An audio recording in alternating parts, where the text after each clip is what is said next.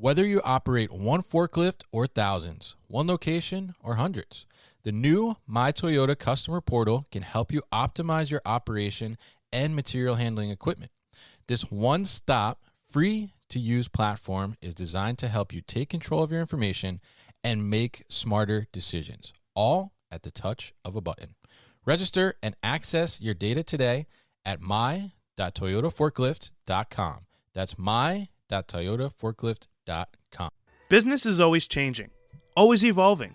To keep pace, we must run better and manage smarter. The Raymond Corporation is committed to providing innovative intralogistic solutions that will optimize your business, increase productivity, accelerate insights through connectivity, and transform operations through automation. To learn more, visit raymondcorp.com.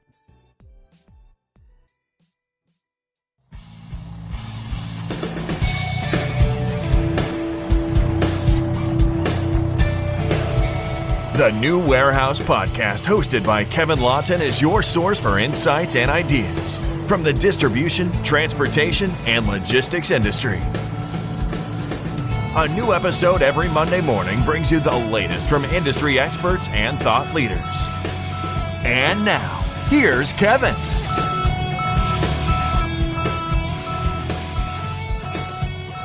Hi, it's Kevin Lawton with the New Warehouse Podcast here at MODEX 2020, and we are at the New Warehouse booth here, and we are joined by Peter Zalinski. He is the supply chain architect at Barcoding Inc. Peter is going to join us. He's going to talk to us a little bit about Barcoding Inc., what they're exhibiting here, and also about what they do in general, and I'm sure talk to us about barcodes too. So Peter, welcome to the show. How are you? I'm doing good, thank you. Good, and I have to say that Peter has these amazing glasses that match his lanyard. He tells me the glasses came before the lanyard. I believe him. I think he influenced the coloring of the lanyard, but it's a perfect match. So very stylish. All right, so how are you doing? How's the show going for you guys? Actually, the show is going pretty good. We've got a nice location, and we're actually drawing a good number of people into the booth. I look at it this way: we're not having as many trick-or-treaters this year. Okay, all right, that's so good. We're still getting a lot of viable contacts. That's good. Yeah, because I know obviously there's some concerns around the whole virus and everything with attendance. So it's good to see that people are still coming out and you're still getting good numbers. Yeah, it's been definitely. Good. So why don't you tell us a little bit about Barcoding Inc. and what it is you guys do? I'm sure it has to do with barcodes, right? Well, yeah. Kind of start off. Founder of the company got a hold of the barcoding.com web URL right off the bat and started his business wrapped around Very lucky. Yeah, the automatic identification and data capture business. Mm-hmm. But Barcoding itself is a supply chain automation and innovation company. Okay. Everything from barcode scanning and mobile devices to RFID systems, and through partnerships and software that we own and develop as well, warehouse management, warehouse execution, work in process, transportation management systems, things like that. It's really an end-to-end solutions company. Our whole goal is to really stfind out what that customer's experience is, as far as people, process, and technology, and then help them improve that. Whether it's going to be through a stepwise change, a continuous improvement process, or something a bit more transformative. Right. It's helping them achieve their goals. Definitely, and I think that's really good, going by your name, because barcodes are kind of one of the biggest continuous improvements maybe of all time. Oh yeah, I would say the fundamental stepping stone now for data. Yeah, so taking that, I guess, initial idea of creating barcodes and implementing them, and now continuing on to continuous improvement. Right. That's pretty good. That really helps, I think, and the fact that you guys are doing end-to-end solutions now, that's really good as well. So talk to us a little bit, I guess, about some of those solutions that you guys are implementing, and a little bit about, I guess, what you're exhibiting here at MODEX. Okay. Well, what I find still interesting is, the UPC code was invented back in 1973. I mean, the very first barcode was scanned back then. And yet still 1/3 of all warehouses that have inventory in them aren't being tracked using a warehouse management system, so they're not scanning any barcodes. And I'm still marveling at that. But what we're exhibiting this week is Zebra Technology Solutions, so printers, scanners, and kind of their high-end stuff as well. We've got at the other end of the spectrum, DoForms, which is a basic data capture solution for small projects. Okay. Really scalable software as a service scenario. It's great stuff. And then we've also got definitive technology in our booth, which is powered carts to add that mobility to your warehouse, to give you a little bit more flexibility on where work happens. Right. So it's kind of across the board. I mean, our customer mix is everything from Fortune 100 and Fortune 10 all the way down to the long tail. You know, people looking for small solutions because they've got, 5 guys who have to get their jobs done. Yeah. So it's really fairly broad, so I get to have a lot of fun. Okay, and so you talked about 1/3 of warehouses are like not using barcodes, right? Yeah. So now how do you, when you guys, I guess, are approached by a customer or approach a customer, potential customer, that is that person, right? How do you even start there, right? Well, we ask them 2 questions. One is, who are your customers? Okay. The other is, who are your suppliers? And based on that, what do you do? How are you trying to bridge that gap? What value are you adding to product in that supply chain? Right. And how can we make that more efficient, more accurate, and get you more connected with both ends of that spectrum? Okay. In some cases, it's literally, we got stuff that's coming with barcodes that we're not using. Okay, how can we help you enable your warehouse to receive product in more efficiently, more accurately, so that you can carry on with production, right? In other cases, it's they're receiving product in, but it doesn't come in with a label. How do we get a label on there so that they can consume it? Okay. And those are kind of the basic stepping stones.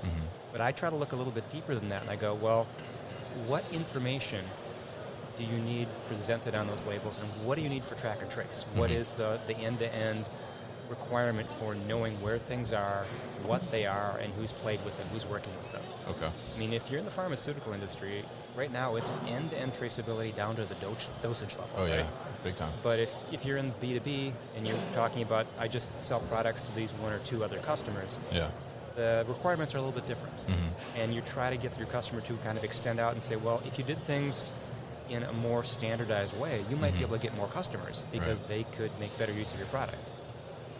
I'm all about the GS1 standards right now because that's really what we need for total end-to-end solution within the supply chain. Yeah, so the communication kind of just flows all the way through from supplier to customer, right? Yeah. Definitely. So now, for someone, I'm kind of interested in this, I guess, this 1/3 of people that don't use barcodes, because it's kind of like, I work in distribution as well, so, very familiar with barcodes, inventory control background, so barcodes I love. Yeah. Right. So I guess thinking about it and kind of grasping my mind around it, so when you start to try and implement that and tackle that, I mean, how long does it really take for implementation just to get them to start to use barcodes? Usually it's pushed on them by somebody else. Right. Because they've got to get compliance labeling done. Got it. Along those ways. The other thing happens is they actually have an initiative to start scanning barcodes within their own system because they want inventory control. So the first thing you have to do is identify everything they're going to control. Right. And they want to get beyond what I call the technological hump of everybody knows where it is, so we don't need to identify it.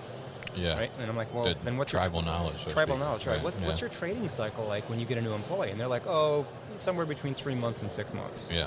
And I'm like, wouldn't you like to have that between 3 and 6 hours? Yeah. Yeah, 3 to 6 months is a long time. Yeah. If you could put up some location tags and identify places within your warehouse, just to get them started so they could navigate, and then think about putting identifiers on those locations on the shelf, right, where they could actually find things, and then directing them to the place where that stuff is stored, rather than saying, go find a widget. Right. In some cases, it literally transforms their idea of what they're doing. Right. They don't, I mean, they're, 5-man shop, we've been this way for so many years, Joe just retired, we don't know where that part's kept anymore. Okay. Yeah, that's like we've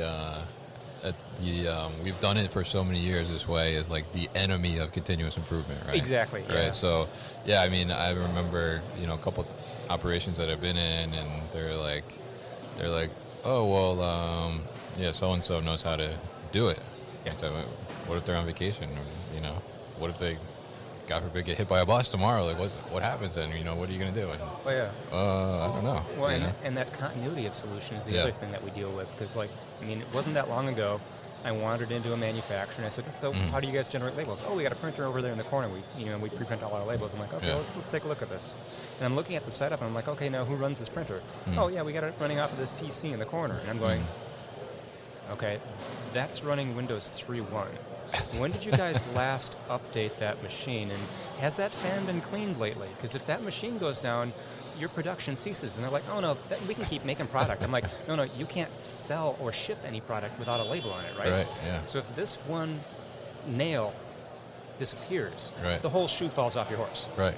It doesn't matter where else you're going to go. Yeah. Nothing happens until that system gets replaced. So you might want to think about creating a backup for that. Mm-hmm. Definitely. So now, I guess let's take it to the opposite spectrum now, right? Mm-hmm.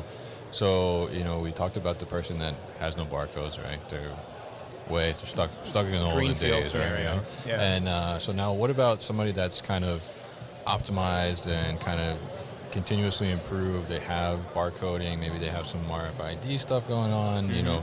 What kind of solutions are you offering to them or suggesting for them?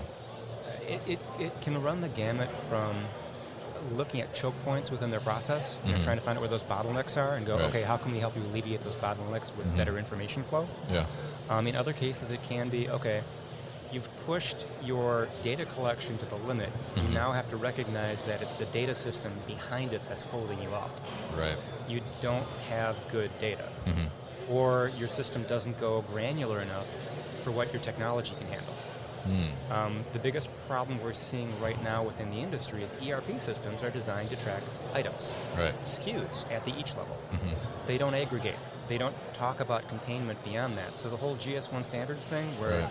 you've actually got a GTIN for every packaging type, they can't absorb it. They can't consume it. So they're left kind of breaking things down to the each every time. So yeah. I'll walk into a warehouse and they'll have cases that are properly identified with GS1 standards, right. and they've broken the tape and pulled one product out and put it on top so that they can scan the UPC code, because that's all their system can consume. Got it. Yeah. And I look at that and I go, you guys realize you've just given away all of the optimization that the whole system is designed to support? Yeah. Because your back-end system won't handle Can't it? handle it, yeah. Sorry. And the next thing I'm seeing is you have people who write warehouse management systems Right. that aren't able to consume multi-dimensional data. So they want a different barcode for every field. Right. And I'm like, GS1 standards have been around for a while. We have these things called auto identifiers, Yeah. so that you can have more than one field on that label and scan it once and then move the product instead of having to scan it 6 times before you can move it. Right. Wouldn't that be nice? Could we cut down the number of touches, please? And they're just not there yet because they don't conceive of that. They're, again, one step beyond the ERP system. The ERP system says we track eaches. So, right. Now I have to add identifiers to those eaches, so I'm going to scan for every field. No, if I give you the data, consume it, and if I didn't give you enough data, ask me a few more questions. Right. They're not quite there yet. The Manhattans of the world are, but at the lower end, not quite there yet. Yeah, not so much, yeah. Okay, so would you say, I guess for those kind of customers, would you say that's kind of probably the biggest opportunity you see right now for a lot of customers where they need to maybe upgrade their ERP system to kind of fill in those gaps to go with all the different changes that have happened in the industry and all the other new technology that's happening? Either upgrade your ERP system or put in a manufacturing or warehouse execution system that can put a layer of barrier, kind of a layer of control around that to allow you to have more information that gets reflected back to the ERP at the each level. Keep your financials clean, I understand that, but you need to be able to make your operations efficient. Right. And if your financials, just by the way they're structured, are holding you back, you need to put in some other layer of execution at that point to manage that difference. It's not unheard of, it's another way of thinking about it. Right, definitely. So what would you say, I guess, about the person that's kind of like resistant to that because they're like, I don't want to invest in new technology might not work, or there might be bugs or something like that. How do you kind of tackle that and tell them, like, you need to do this? Well, I always say, how much is your company worth, and are you ready for it to be a merger or acquisition? Because those are your choices. You can either move forward or become slightly less profitable and somebody can acquire you. That's one way of looking at it. Interesting. The other way of looking at it is, okay, what is the problem we need to solve, and how can we stepwise improve? Yeah. What does it take to get there? And in some cases, it's, we can start on this by properly identifying things in our warehouse, starting at the dock door, at the receiving dock, to start bringing this information in a little bit more efficiently. And then on the outbound side, maybe we can start scanning to do our pack stations, so that we're actually verifying that what we picked is what's being put in those boxes, so that we're shipping the right stuff. Whether or not they're doing the full pick or the inventory control using scanning doesn't really matter, because it's within their own 4 walls.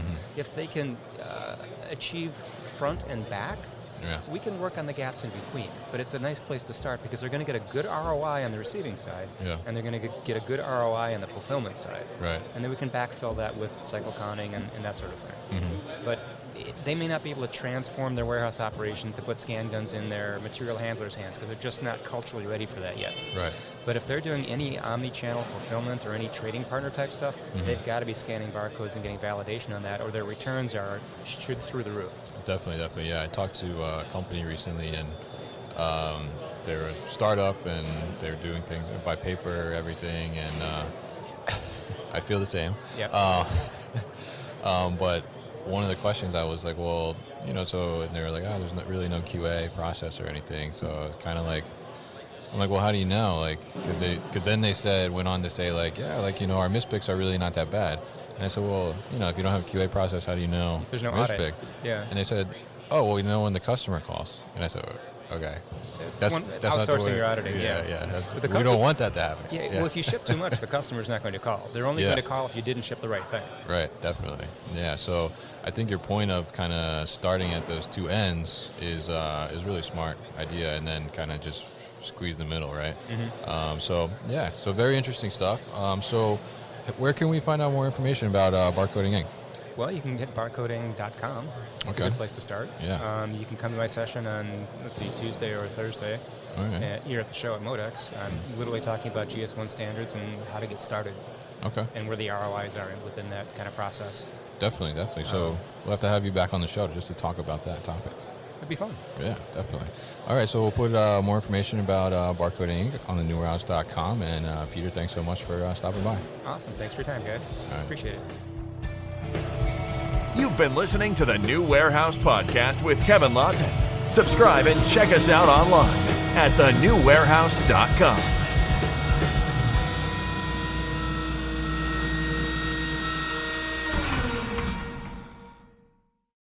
Business is always changing, always evolving. To keep pace, we must run better and manage smarter. The Raymond Corporation is committed to providing innovative intralogistics solutions that will optimize your business, increase productivity, accelerate insights through connectivity, and transform operations through automation. To learn more, visit raymondcorp.com.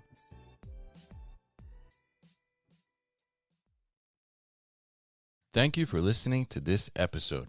If you want more content from the New Warehouse, check out our new video series called All Hands on LinkedIn. Just search for the New Warehouse on LinkedIn and follow along.